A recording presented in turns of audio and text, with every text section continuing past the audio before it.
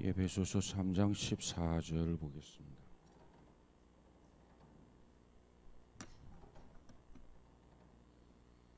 (3장 14절부터) 마지막 21절까지 우리 같이 보도록 하겠습니다.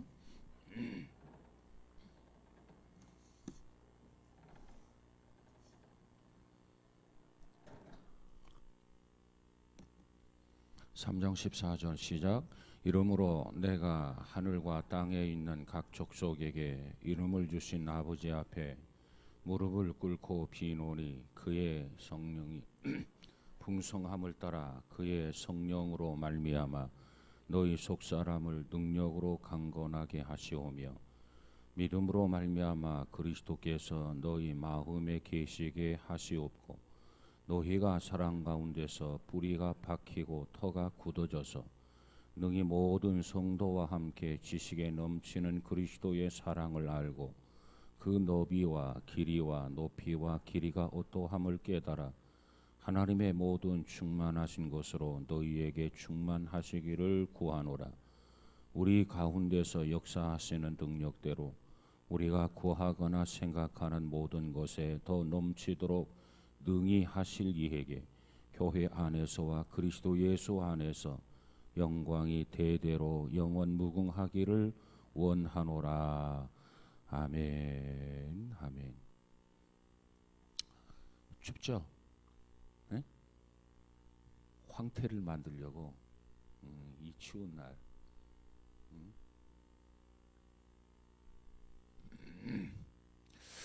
자, 오늘 이렇게 해서 이 사랑에 대해서 우리가 마감을 지으려고 합니다. 그래서 오늘은 지난주에 이어서 19절, 18절에 가서 보니까 그리스도의 사랑을 알고 성도와 함께 지식에 넘치는 그리스도의 사랑을 알고, 그 다음에 19절, 20절, 19절 한번 볼까요? 그 너비와 길이와 높이와 깊이가 어떠함을 깨달아 하나님의 모든 충만하신 것으로 너희에게 충만하게 하시기를 구하노라. 아멘. 자, 이 시간 그 사랑의 너비, 길이, 높이, 그리고 깊이에 대해서 한번 생각해 보려고 합니다. 자, 먼저 이 사랑의 너비, 넓이가 맞는 건지 너비가 맞는 건지 그 번역상이 옳은지. 자, 그건 사랑의 그 넓이를 말하는 거, 넓이, 폭을 말한단 말이죠. 계시록 5장 9절 이하에 보면 계시록의 기자 사도 요한이 이렇게 이야기합니다. 일찍 죽임을 당하사 각 족속과 방언과 백성과 나라 가운데서 사람들을 따로 사서 하나님께 드리고 그랬어요. 일찍 죽임을 당하사 각 족속, 방언, 백성, 나라 가운데서 사람들을 피로 그리스도의 피로 사서 하나님께 드리시고 그랬어요. 그러니까 세계 도처에 흩어져 있는 하나님의 백성들, 그리스도의 피로 사신 하나님의 백성들, 그 모두를 하나님께서는 사랑한다. 사랑의 포괄성을 의미하는 거죠. 그러면서 계속해서 계시록 5장 11절에 가서 보면 그 수가 만만이요 천천이라 그랬어요. 그리고 7장 9절에 가서 보면 아무라도 능히 셀 수 없는 큰 물이다 이렇게 성경은 말하고 있습니다. 요한복음 3장 16절에 가서 보면 하나님이 세상을 이처럼 사랑하셨다 그랬어요. 그 구원받은 사람들에 대한 숫자, 성경을 통해서 여기저기 연구해 보면, 그리고 묵상해 보면 구원받은 성도들의 숫자에 대해서 몇 가지 결론이 나옵니다. 그 첫 번째 결론은 구원받는 사람보다도 구원받지 못한 사람이 훨씬 많을 것이다. 하나님을 저버린 사람, 인간이 죄로 인해서 강팍해져서 그 죄에 대한 잔인함 때문에 많은 사람들이 구원을 받으며 진리에 이르기를 원하시는 하나님이신데, 그럼에도 불구하고 구원받지 못한 사람이 구원받은 사람보다도 훨씬 더 많을 것이다. 이것이 성경을 연구해 본 그런 결론입니다. 그래서 그걸 뭐라고 하느냐? 그 길을 넓은 길이다. 성경은 우리에게 뭘 요구합니까? 넓은 길로 가지 말고 좁은 길로 가라 그랬어요. 넓은 길은 많은 사람들이 그 길을 찾지만은 좁은 길은 길이 좁고 협착해서 찾는 이가 적음이라고 그랬어요. 그런데 적은 길이 생명의 길이고 적은 길이 구원의 길이고, 적은 길로 가야만이 저 전성을 향해서 가는 길이다. 성경은 그렇게 이야기합니다. 그런데 또 하나의 결론이 있어요. 그게 뭐냐면은, 우리가 천국에 도달해서 딱 보았을 때 내가 생각하는 것보다도 훨씬 더 많은 사람이 구원을 받은 것을 보고 깜짝 놀랄 것이다. 이게 두 번째 결론이에요. 자, 첫 번째 결론은 이 많은 사람들이 있는데 그 많은 사람 중에 구원받은 사람이 구원받지 못한 사람과 비교해 보았을 때 구원받은 사람이 훨씬 적고 구원받지 못한 사람이 훨씬 더 많을 것이다. 추측이 가능하다는 거예요. 그런데 그 추측을 가지고 하나님 나라가 보았을 때 우리가 생각한 것보다도 구원받은 사람이 훨씬 우리의 생각을 넘어서서 초월해서 많은 사람이 구원받은 것을 보면서 깜짝 놀라게 될 것이다.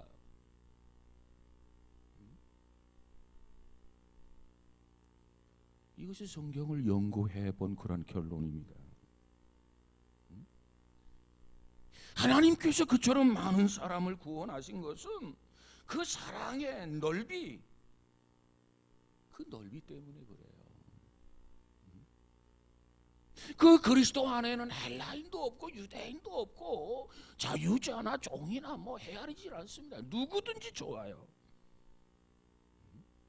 종이나 자유자가 따로 없어요. 구스인이나 스구아드인이나 뭐 구별이 없어요. 하나님의 사랑은 믿기만 하면 모든 자를 포용하고 포괄하는 그런 사랑이시다. 그래서 그 사랑의 넓이, 그것을 강조해주고 있는 겁니다. 그 다음에 두 번째로 이 사랑의 길이에 대해서 생각해 보시죠. 사랑의 길이. 그 사랑은 영원한 사랑입니다. 영원한 사랑. 에레미야 선지자는 여호와께서 어떻게 이 백성을 사랑하셨는가, 하나님의 사랑을 묵상을 하다가 그는 성령의 붙들림을 받아서 감동을 받게 됩니다. 그리고 감동을 받고 뭐라고 표현했냐면 그 하나님의 사랑을 끝이 없는 사랑이다, 이렇게 표현을 했어요. 끝없이 이 백성들을 사랑한단 말이에요. 끝없이 하나님의 백성들을 사랑한단 말이에요. 그 하나님의 사랑을 묵상하다가 하나님이 결코 이 백성들을 포기하지 않는다, 그걸 깨달았어요. 끝없는 하나님의 사랑. 이것이 바로 그 사랑의 길이를 의미한다.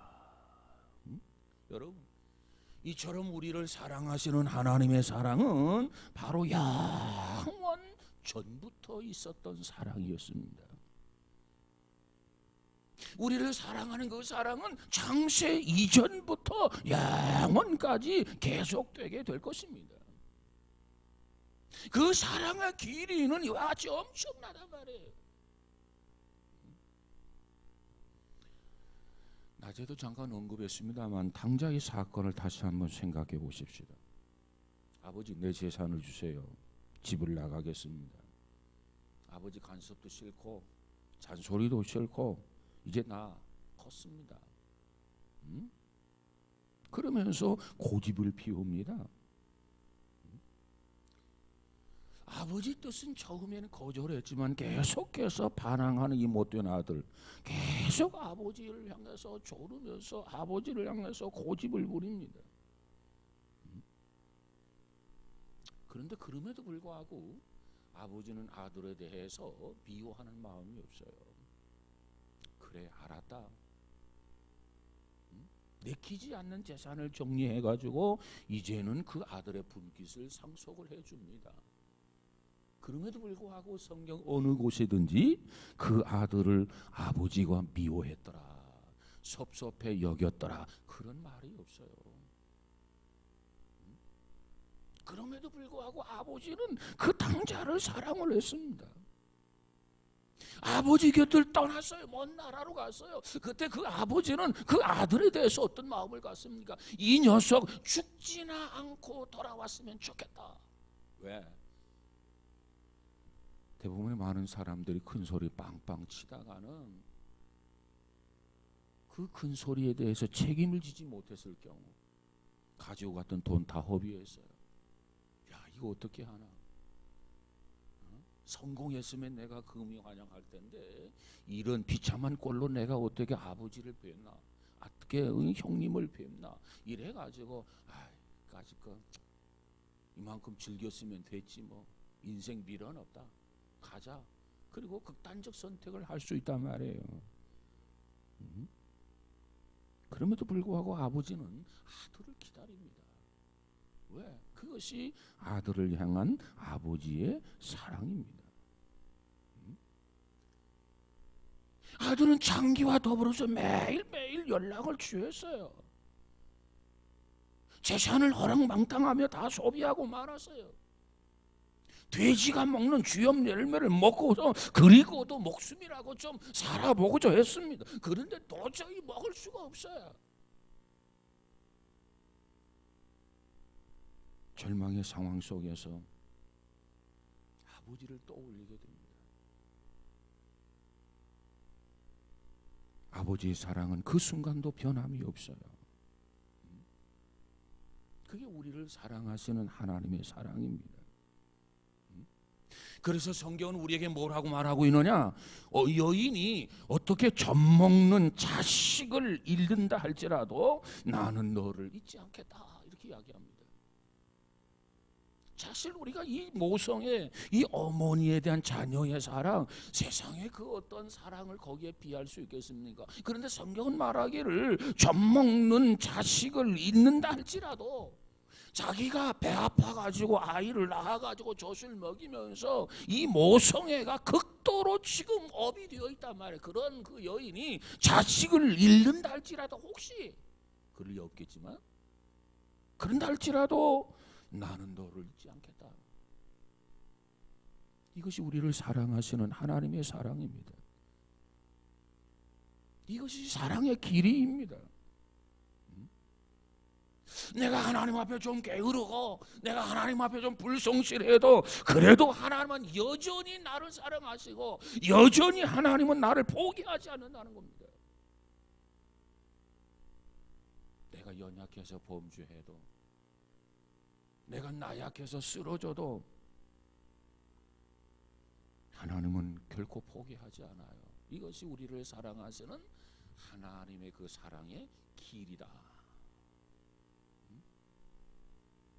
우리는 조금만 뭐 해놓고 하나님이 날 버리셨는가 보다. 그건 여러분의 생각이에요. 하나님은 결코 버리지를 않아요. 결코 하나님은 포기하지 않아요. 오늘 이 하나님의 사랑의 길이를 다시 한번 깨달으시기를 주의 이름으로 축복합니다. 그 다음에 세 번째가 뭐죠? 사랑의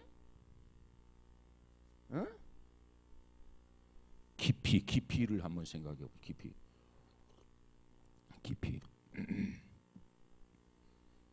자, 깊이라고 하는 것은 위에서 아래로 내려가는 거예요. 그죠?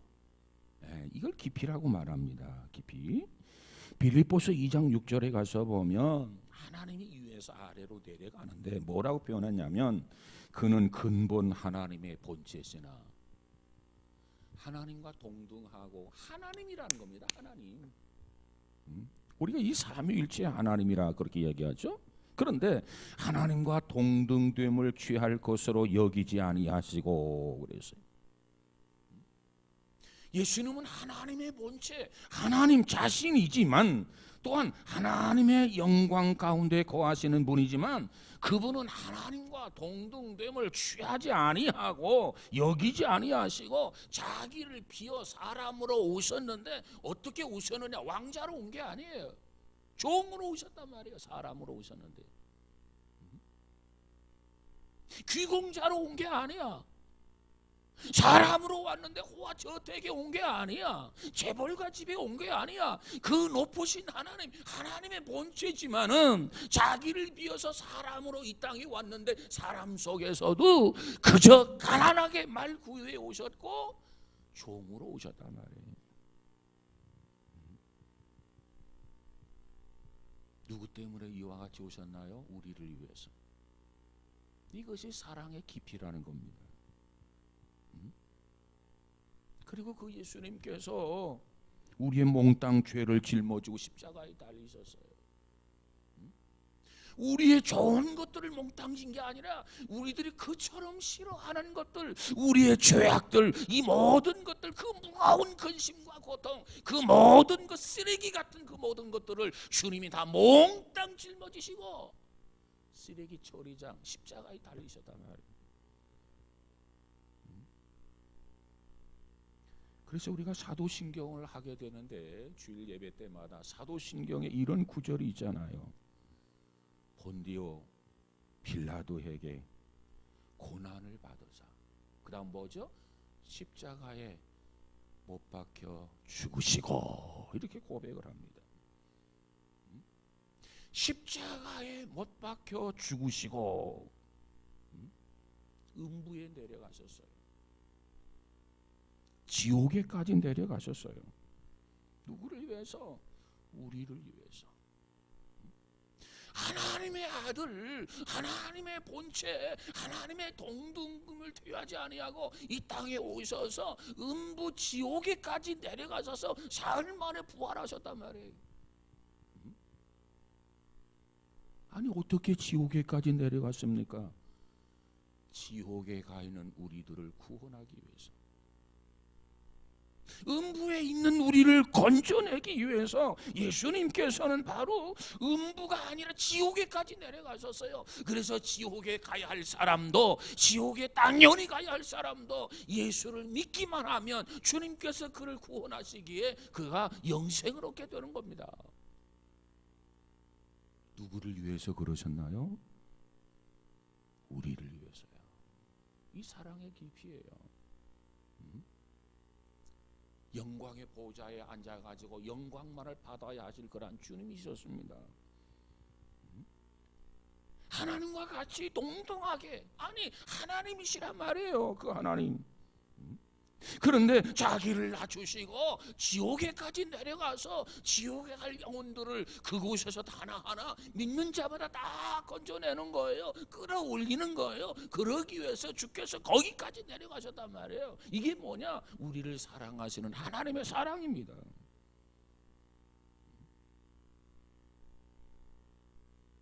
하나님이 여러분을 그처럼 사랑하세요. 우리는 그 사랑을 독차지하고 있어요. 우리는 그 사랑 속에 살아가고 있단 말이에요. 여러분이 얼마나 고귀한 사랑을 받고 있는지 다시 한번 깨닫는 값진 시간이 되기를 주의 이름으로 축복합니다. 그 다음에 사랑의 높이를 한번 생각해 봅시다. 우리가 받는 사랑의 높이.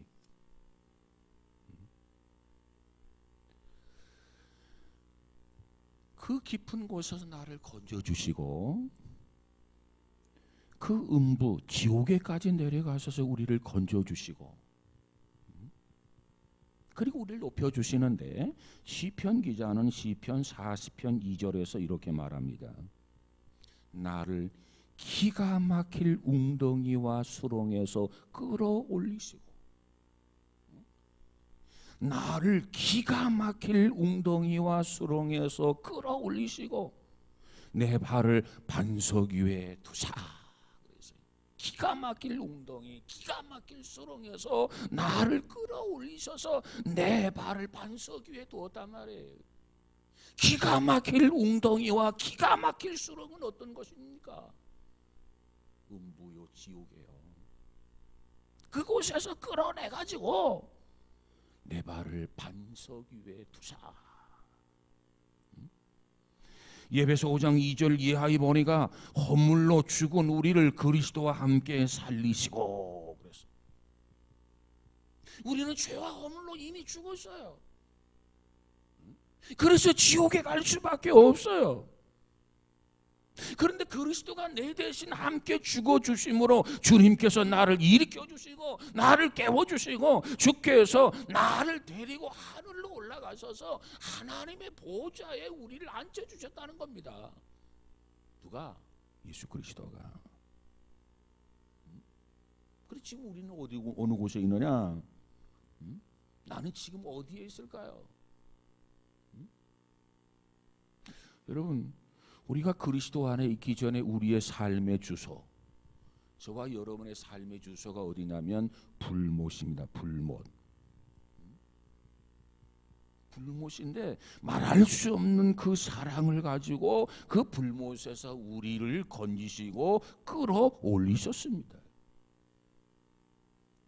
그래서 우리를 음부에서, 그래서 우리를 사망에서, 그래서 우리를 죄에서, 그래서 우리를 지옥에서 우리를 해방시키시고 우리를 데리고 어디로 가느냐 하면 하나님 우편에 앉으셨다.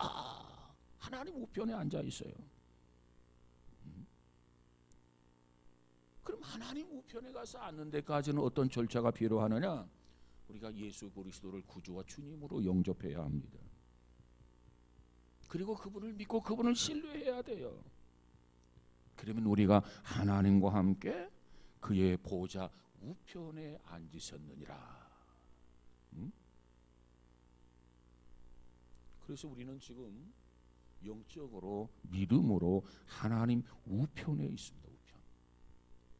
여러분, 하나님의 우편에 있는 것을 믿으시기를 주의 이름으로 축복합니다. 누구로 인하여? 그리스도로 인하여. 믿음으로 하나님 우편에 있게 된다. 우리가 잘 아는 계시록 3장 20절을 한번 보면, 예습장 3장 20절 너무나도 잘 아는 말씀이죠. 볼지어다 내가 문 밖에 서서 두드리노니 누구든지 내 음성을 듣고 문을 열면 내가 그에게로 들어가 그로 더불어 먹고 그는 나와 더불어 먹으리라. 이기는 그에게는 내가 내 보좌에 함께 앉게 하여 주시기를. 그랬어요. 확인해 볼까요? 거짓말인가 참말인가? 계시록 3장 20절.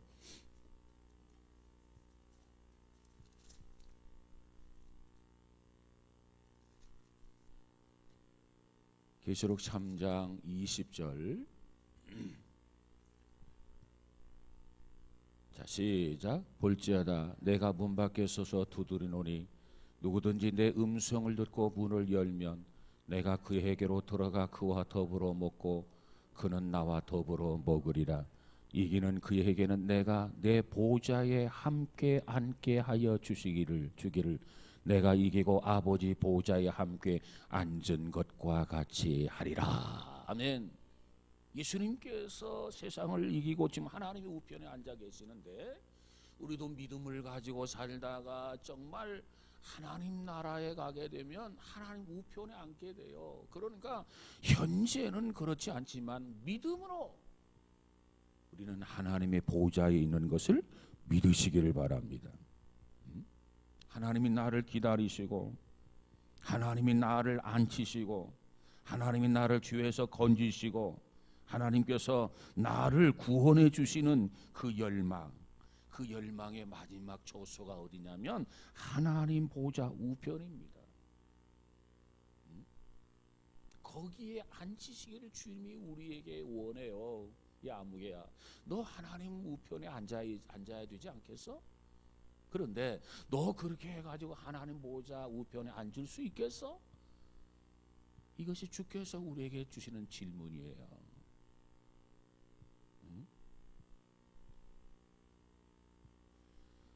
하나님 보좌 우편에 앉을 수 있다고 자신하는 사람 아멘 해보세요. 네? 이대로 신앙생활을 하면 하나님 보좌 우편에 앉을 수 있습니다, 이렇게 확신을 가지고 있는 사람 아멘 해보세요. 안양중앙교회는 전부 다 과락이야?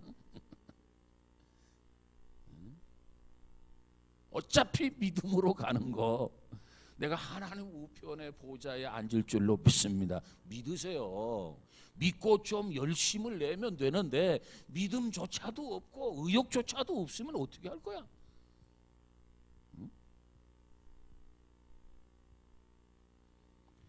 다윗의 원수였던 그리고 몰락한 사울 왕가가 있었습니다. 사울 왕가 그 가족들. 근데 사울의 손자가 하나가 살아 있었습니다. 그 사람의 이름이 누구냐면 무비보셋이라는 사람이에요. 원수의 집안이었던 무비보셋, 이 한 사람을 찾아내기 위해서 다윗은 온 들을 헤매고 다닙니다. 사울의 손자 무비보셋을 살리기 위해서. 그럼 사울은 누구냐? 다윗을 죽이려고 했던 사람이에요. 그런데 그 손자를 찾아서 뭐 하려고? 원수를 갚으려고? 그거 아니에요. 그러다가 온 들을 헤매다가 이 사울 왕의 손자 무비보셋을 찾았어요. 근데 무비보셋은 어떤 사람이냐 하니까 두 발 절름발이에요. 이 발이 건강하지 못하고 두 발 자체가 다 성하지 못하고 그래서 쫄룩쫄룩하고 다니고 있는 두 절름발이라고 성경은 그렇게 말합니다. 어디에 살고 있느냐? 저 황무지, 광야 황무지에 숨어서 살고 있어요. 다윗에게 걸리면 잡히면 내가 죽임을 당할 것이다. 왜? 자기 할아버지가 사울인데 자기 할아버지와 다윗은 사실 어떻게 보면 장인하고 사위지간인데 원수지간이 되고 말하단 말이에요. 그래서 자기 가문이 다 망해서 겨우 광야로 도망가가지고 무비보셋 하나, 다윗의 가문 속에서 손자 하나가 겨우 지금 숨어서 살고 있는데 다윗이 자꾸 찾아가지고 그 무비보셋을 찾아냈어요. 성경에 보니까 그는 광야에서 살고 있었고 그리고 소외당하고 버림받은 그러한 무비보셋이라고 성경은 그렇게 말합니다. 다윗이 포기하지 않았어요. 끝까지 그를 찾아냈어요. 여러분, 원수의 손자란 말이죠. 그러면 아니 죽으나 마나 뭐 죽든지 말든지 뭐 무슨 관계가 있겠어요? 모른 척 해도 되는데 오히려 그를 끝까지 찾아내서 그를 죽이기는커녕 그에게 자유함을 베풀면서 이렇게 이야기합니다. 꽁꽁 숨어서 광야에서 혼자 살아가고 있어요. 신분을 감추고. 그런데 찾아내가지고 자유함을 베풀면서 뭐라고 하냐면 이제부터 내 상에 와가지고 이제부터 나와 같이 먹고 같이 살자 이렇게 얘기해요. 참 기가 막힌 일이죠.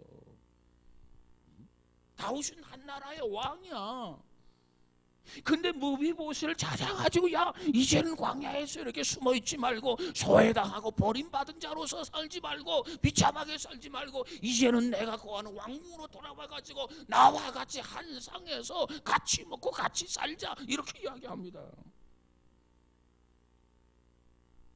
그 말을 들었던 무비보셋 마음에 졸이고 있었단 말이에요. 근데 다윗이 당장 저를 잡아다가 능지 처참해라 이럴 줄 알았단 말이에요. 저를 잡아다가 참수해라 이럴 줄 알았단 말이에요. 그래서 마음 졸이고 벌벌벌 떨고 있었는데 무비보셋은 다윗 왕의 이와 같은 말을 듣고서 너무너무 감격하고 너무너무 황송해서 다윗 앞에 엎드려서 이렇게 이야기를 합니다. 어찌하여 죽어 마땅한 이 사람을 사랑하십니까? 어찌하여 죽어 마땅한 이 사람을 그처럼 사랑합니까?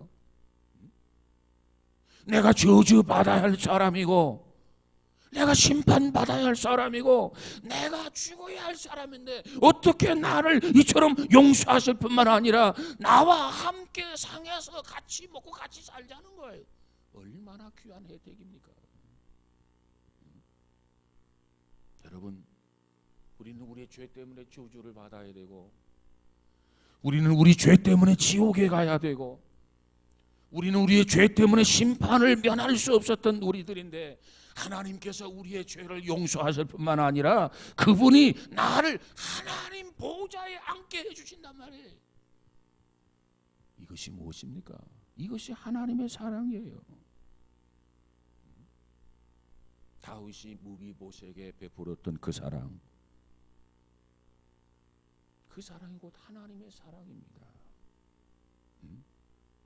여러분, 주께서 우리를 구원하시고 나와 더불어 교제하자, 나와 더불어 사랑을 나누자, 이것이 주님의 사랑이에요. 여러분, 주님의 사랑의 높이, 그 높이를 깨달을 수 있기를 주의 이름으로 축복합니다. 자, 다시 우리가 에베소 3장 17절로 한번 가서 볼까요? 자, 3장 17절 한번 읽어보도록 하겠습니다. 3장 17절 시작.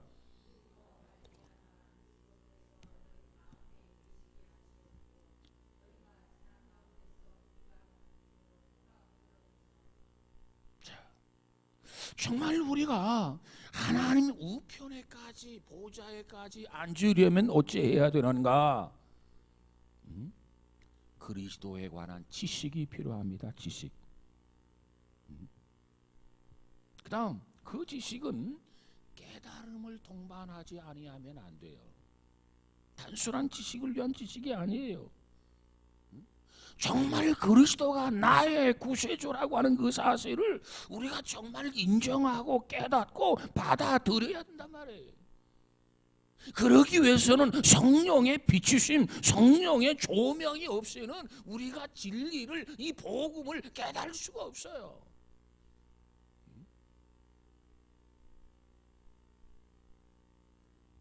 믿음으로 말미암아 그리스도께서 너희 마음에 계시게 하옵시고 너가 사랑 가운데서 뿌리가 박히고 터가 굳어져서 그랬어요. 여러분, 우리가 한 가지 기억해야 할 일이 있어요. 특별히 에베소 교회는 지금 바울이 에베소 교회를 향해서 편지를 쓰고 있는데 이 편지의 내용은 구속함을 입은 에베소 교회의 성도들에게 보내는 편지입니다. 불신자에게 보내는 편지가 아니에요. 그런데 이 바울은 지금 이 에베소 교회에 대해서 왜 에베소에 한 3년 이상 그곳에서 사역을 했기 때문에 바울이 여러 교회를 세우고 여러 교회에서 사역을 했지만 특별히 에베소 교회처럼 애착을 가지고 있는 교회 그렇게 많지 않아요. 굉장히 애착을 가지고 있어요. 왜? 긴 시간 동안 에베소 교회에서 사역을 했기 때문에 그렇습니다. 바로 그들을 위해서 바울이 뭐라고 기도하느냐? 믿음으로 말미암아 그리스도께서 너희 마음에 계시게 하옵시고. 그리스도가 여러분의 마음에 계시게 하옵시고, 그걸 위해서 기도해요. 에베소 교인들의 마음에 그리스도가 계시게 하옵소서, 이렇게 기도하고 있단 말이에요.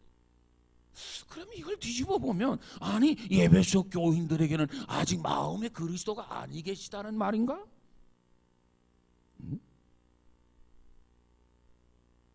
여러분 어떻게 생각해요? 계실 것 같아요? 안 계실 것 같아요? 예. 자, 여기 보면 계시게 하옵시고, 이 계시게라고 하는 단어는 굉장히 중요한 의미를 가지고 있어요. 이 계신다라고 하는 이 단어에는 두 가지 의미가 있습니다. 두 가지 의미 잘 들어보세요. 첫 번째 의미는 뭐냐면 파로이케오라는 말인데, 손님으로 어떤 집에 가셔서 계시는 것, 손님으로 가서 거하는 거예요. 이것이 바로 이 케오라는 뜻이고, 그다음 두 번째 하나가 단어가 있는데 그 단어는 뭐냐면 카토이케오. 카토이케오. 이 카토이케오라는 말은 무슨 얘기냐면 주인으로서 그 집에 거하고 그 집을 다스리고 그 집을 통치하는 거, 두 가지 의미가 있어요. 그러면 바울이 예배소 교인들을 위해서 기도하는데, 하나님 저들의 마음속에 그리스도가 계시게 하옵시고 이렇게 기도하고 있는데, 바울이 기도의 목표는 뭐냐면 주님 저들의 마음속에 그리스도가 손님으로 계시게 하옵시고, 이 기도를 하는 게 아니에요. 무엇으로 계시게 하옵시고? 주인으로 계시게 하옵시고, 그걸 위해서 기도하고 있는 거예요. 오늘 예수 믿는 사람들, 하나님의 자녀들이 많은데 오늘 현대인들을 보면 믿는 자들 가운데 그리스도가 우리 마음의 주인이 아니라 우리 마음의 손님으로 계시는 사람이 너무나도 많다는 거예요. 그건 건강한 신앙 아닙니다. 그래서 바울은 이 부분을 놓고 예배소 교인들에게 기도하고 있는 거예요. 3년 동안 사역을 하고 정말 애착을 가지고 있는 예배소 교인들의 마음속에 그리스도가 계시는데, 결탄코 손님으로가 아니라 주님이 주인으로 그 마음속에 계시고 그를 다스리고 그를 지배하고 그를 통치하고 그의 주인으로 계시게 하옵시고, 이걸 기도한 거예요. 여러분, 저와 여러분의 마음속에 주님이 손님으로 와 계시는 게 아니라 주님이 우리 마음속에 주인으로 계시는 그와 같은 은혜가 있어지기를 주의 이름으로 축복합니다. 오늘 여기서 말하는 계시게 하옵시고는 첫 번째 의미의 손님으로 계시는 것을 말하는 게 아니고 두 번째 의미의 주인으로 계시게 하옵시고, 이걸 의미하는 거예요. 여러분도 그런 기도를 했으면 좋겠고, 저도 여러분을 위해서 그런 기도를 하기를 원해요. 주님, 우리 한양중앙교회 속해 있는 온 성도들 마음속에 주님이 주인으로 계시게 하옵시고. 혹시 여러분 가운데 아멘하지 않은 사람은 손님으로 계시는 것만 만족합니다 하는 사람 같아요. 내가 손님으로 주님 맞는 것도 다행으로 아셔야지요. 그걸로 만족하세요. 뭐 그렇게 주님 욕심이 많으십니까? 그래요?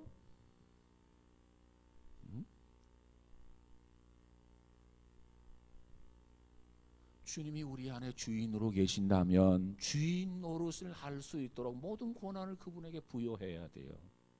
주님 어떻게 할까요? 지금까지 내가 주인이었는데 나는 밑으로 내려앉고 내 자리에 주님을 모셔드리는 거예요. 그래서 주님은 나의 주인이 되시고 나는 그분의 종이 되는 겁니다. 주님 말씀하옵소서, 내가 순종하겠습니다. 이것이 진정한 신앙이란 말이에요. 그런데 이 자리는 결코 내가 양보 못합니다. 이 자리는 어떠한 자리라고요? 이 자리는 하나밖에 없는 자리인데 감히 어떻게 이 자리까지 넘봅니까? 하면서 예수님을 향해서 꾸짖고 예수님을 향해서 책망하고, 그런 신앙인이 되어서는 안 된단 말이에요.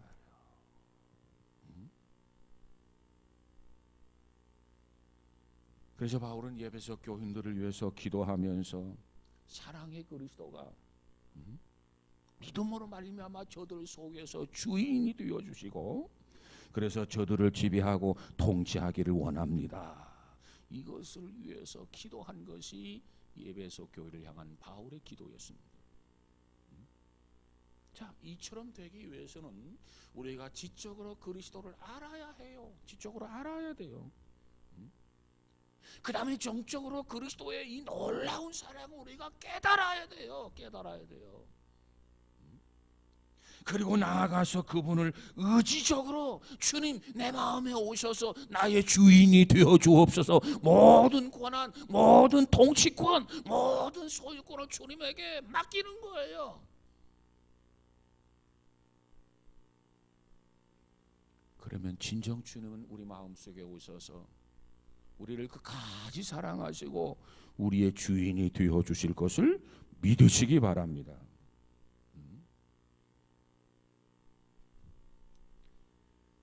그래야 주가 정말 내 삶의 주인이고 내 진정한 주인이 되지 않겠습니까? 자, 그 다음 어떻게 해야 되느냐? 그 사랑 가운데서 우리가 이제는 믿음으로 살아야 돼요. 오늘 성경에 보면 뿌리가 박힌다. 여러분 나무를 한번 연상해 보세요. 뿌리가 박힌다. 나무를 염두에 두고 비유한 말씀이죠. 터가 굳어진다. 터가 굳어진다. 이것은 견고한 건물을 세우는 그 집안, 그 안반을 한번 생각해 보시기 바랍니다. 미국이라고 하는 나라는 굉장히 큰 나라지요. 근데 그 중에서도 LA와 뉴욕이 있는데 LA에는 그처럼 큰 건물이 적어요. 그 이유는 LA의 집안과 그 뉴욕의 집안이 다르기 때문에 그래요. LA 지방은 좀 약하단 말이죠. 그러나 뉴욕의 맨하탄의 지방은 굉장히 강한 반석으로 되어 있습니다. 그렇기 때문에 거기에 이 고층 건물이 들어설 수 있었던 거예요. 왜? 지층이 안반이기 때문에 그렇습니다. 자, 여러분에게 질문을 던지고 싶어요. 여러분의 삶의 기초는 무엇입니까? 여러분 신앙의 기초는 무엇입니까? 정말 오늘 바울이 말한 그대로 사랑 가운데서 정말 뿌리가 박히고 사랑 가운데서 터가 굳어지는 우리 모두가 되어지기를 주의 이름으로 축복합니다. 그러려면 그 사랑을 알아야 돼요. 그 사랑을 깨달아야 돼요. 그리고 그분을 나의 삶의 주인으로 모시고 나는 그분 앞에 종이 되어야 돼요. 그리고 순종하고 복종하는 삶을 살아야 돼요. 그럴 때 터가 더 굳어지고 뿌리가 더 깊어지지 않겠습니까? 저와 여러분에게 이와 같은 은혜가 있어지기를 주의 이름으로 축복합니다. 주님을 이처럼 사랑하고 이와 같이 터가 굳어지고 뿌리가 깊어졌다면 이 사랑이 이제는 이웃을 향해서 나타나야 돼요. 증명되어져야 된단 말이죠. 그래서 예수님은 말하기를 원수를 사랑하라 이렇게 말씀하셨어요. 정말 뿌리가 깊어지고 터가 굳어지고 그리스도의 사랑의 관계를 맺게 된다면 그 사람은 원수까지라도 사랑할 수 있습니다. 사랑하게 됩니다. 가능합니다. 힘이 있어요. 능력이 있단 말이에요. 그것이 바로 건강한 우리들의 신앙의 모습입니다. 여러분 우리가 성경을 얼마나 많이 아느냐 그것이 문제가 아니에요. 우리가 교회를 얼마만큼 많이 나왔느냐 그것도 문제가 아닙니다. 그 영혼의 순결은 사랑으로 입증되지 않으면 안 돼요. 사랑으로 입증돼야 돼요. 정말 우리가 그리스도의 참 사랑을 깨달을 때까지 우리의 영혼과 속사람은 결코 건강한 게 아닙니다. 그걸 알고 그걸 깨닫고 그걸 확실히 인식하게 될 때 우리의 영혼, 우리의 속사람은 정말 건강한 거예요. 저와 여러분에게 이와 같은 은혜가 있어지기를 주의 이름으로 축복합니다.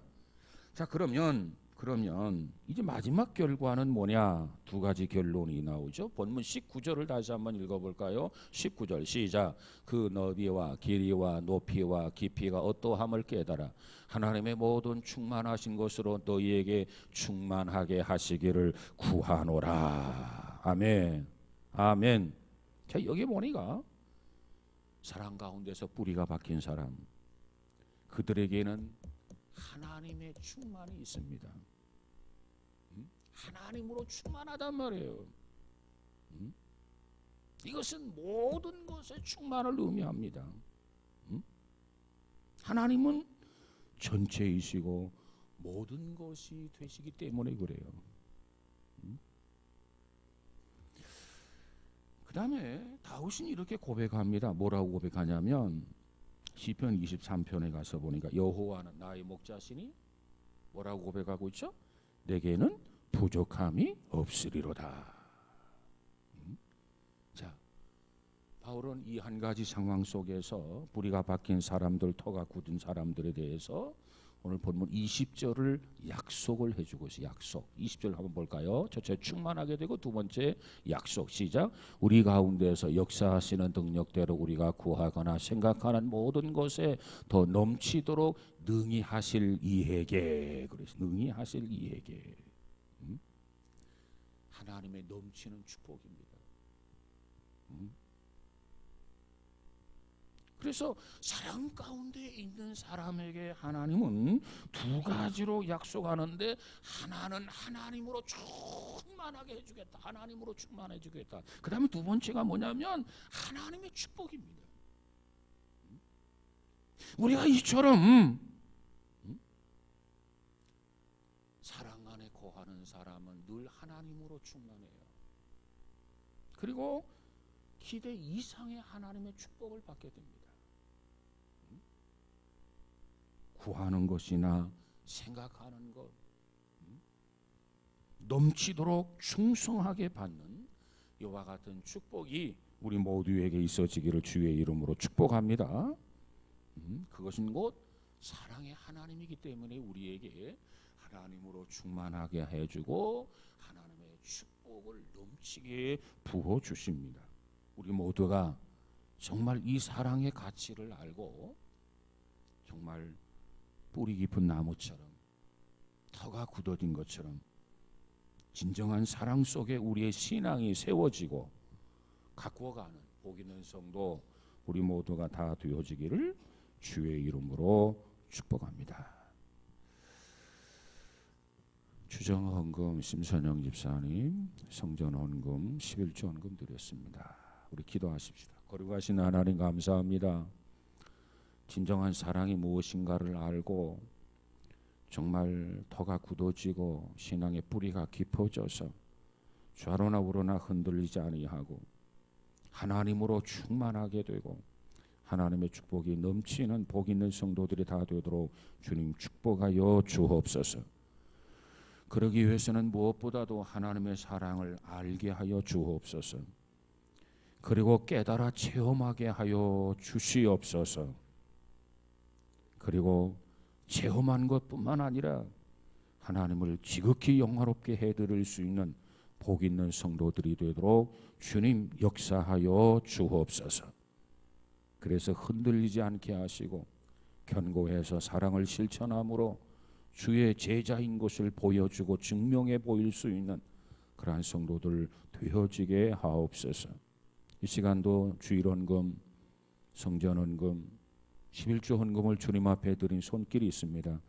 주님 기억하시고 저의 가정에도 축복하시고 하나님으로 충만하게 하시고 하나님의 축복이 넘쳐나는 복된 가정 되도록 역사하여 주옵소서.